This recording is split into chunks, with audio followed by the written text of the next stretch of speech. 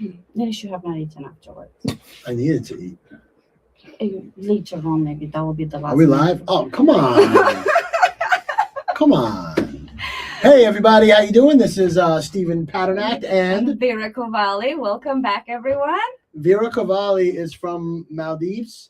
No, he always messes up, guys. The only country he knows probably is Maldives, but actually Moldova. What's the difference between Maldives and Moldova? Well, Maldives is the island, is where everyone goes to, beach, sun, on vacation. Moldova does not have, it's not surrounded by sea, by water, by ocean. We do Very not have cold. that. Yes, it's a cold country, especially in the winter. That's why you wear the fox furs Well, most of the time. and the funny hats. They're not funny. They just keep you warm. It's just Steven sees them that way. Okay. All right. We are back. Today's Monday. It is. And we are with our daily version of Ask Steve about Real estate. All right. What do you got for me today, Vera? Okay. So today for you, I have a question regarding one of my situations that I am with a buyer. What value would you provide to a buyer who is looking to purchase a property, a higher end within $1 million range? And what value would you provide them to make sure that you put the right offer and you bring the right numbers to their knowledge to make sure that you guide them on the right direction? So the question is property valued or asking over $1 million. Correct. And you want to know how to advise your client And on what numbers to come, what number to offer, or what the value of the property property is. it is. Well, so here's the thing, right? We talked about this the other day. There is perceived market value and there is fair market value. Right. Perceived market value is what most sellers and or buyers are shooting for. So like if a seller's asking, let's just say 1.6, for example, but they haven't been getting any offers, it's sitting on the market. The offers that they have been getting are like, let's just say they're in the 1.1 range. The perceived market value is about 1.1. The fair market value is whatever number they come to as an agreement, anywhere in between that 1.1 and 1.6, right? Right. So if we're advising a client that of what to look for, so the first thing we look for is we look for 3 different types of properties. First is going to be active listings, Okay. Pending listings, and sold listings. And we're looking for listings. We're only looking for like maybe at least like 1 to 3 of each that are within. You start with a quarter mile. Then if you don't find anything, you can spread out to about a half mile. Right. And then you can even go as far out as like the entire zip code, depending on where it is. The one thing to keep in mind is that the zip codes, some of them are very large, especially here in the Bronx. So like you could have one zip code, you could have the same zip code, but have 2 completely different types of neighborhoods. So be very, very careful when you're going based on zip codes. So let's assume that there are some properties that are within a half mile, right? Yes. So what you're looking for is 1 to 3 active properties that are priced around the same or higher or lower.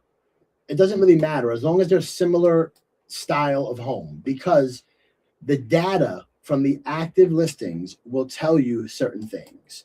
Let's just say you have an active home that is priced a lot higher than your property, but it's been sitting on the market for 60 or 90 days. That tells you that that high price is not really the fair market value. Yeah. So you could use that to explain it to yourself, to your buyer. You can also look at properties that are priced lower, but let's just say they sell right away.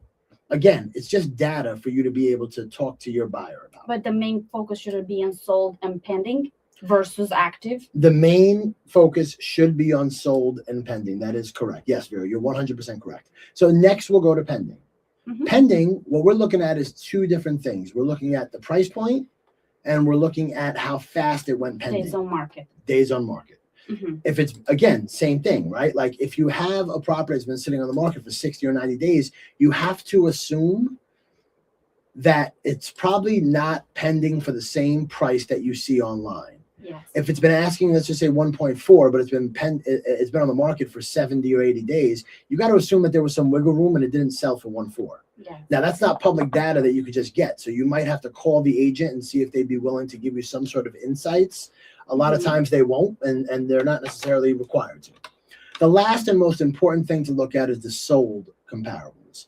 So again, we're going based off of comparable properties. So we're looking at similar square footage. We're looking at same type of units. We're looking at same type of build, whether it's brick, frame, stucco, whatever it may be. You want to try to get as close to the property that your buyer is interested in as possible. And the sold properties, what you're looking at is simple. You're looking at the square footage, the condition, and the price it's sold for. Also, how long it was on the market for. Yeah. So you have to look at all three different types of,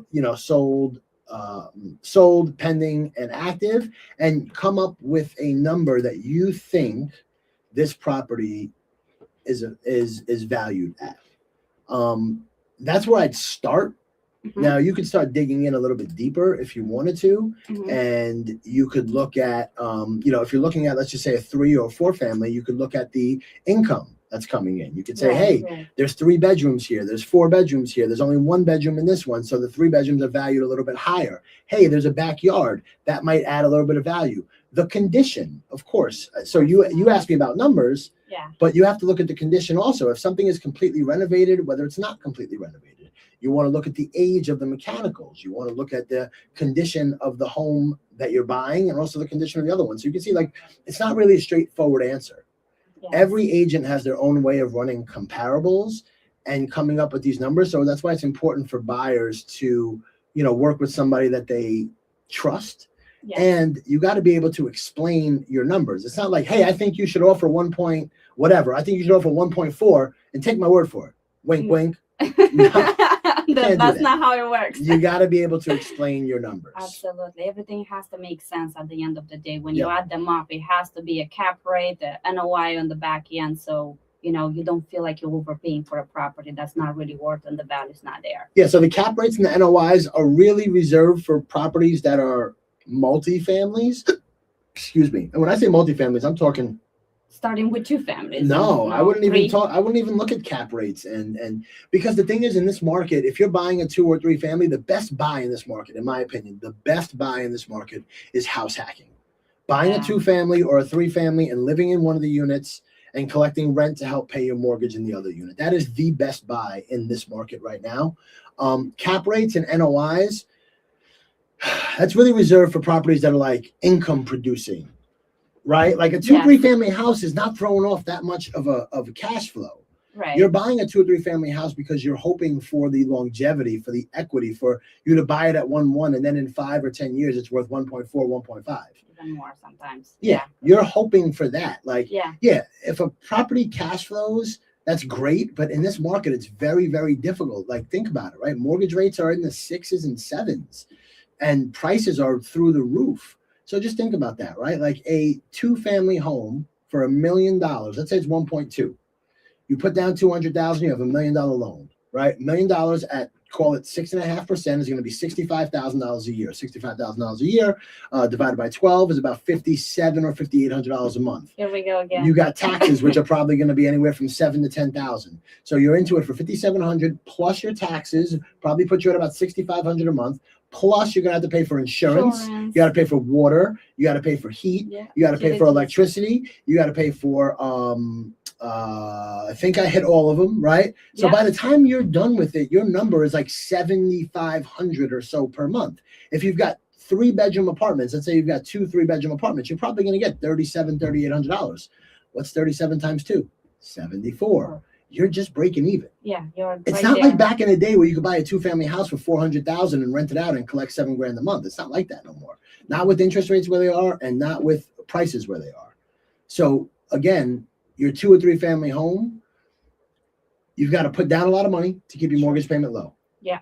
And then what you're hoping for is the long-term equity to grow. Longevity. That's what you're hoping for. Keep it in the long run. Yeah. And here we are again, Steven running the numbers, right, Blake? like it's second nature for him, guys, which is amazing. He's been doing this for 20 years. You can tell the word speaks for him. After a while, you'll be able to do it too. Yeah, I'm sure, especially lining up with the best. Yeah.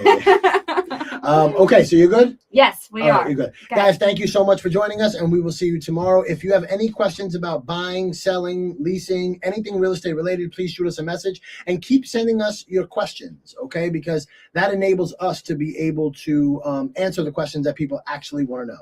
So my name is Steve Padernacht, and I'm here Vera with... Cavalli, and we'll see you on the next one, guys. Bye-bye. Peace.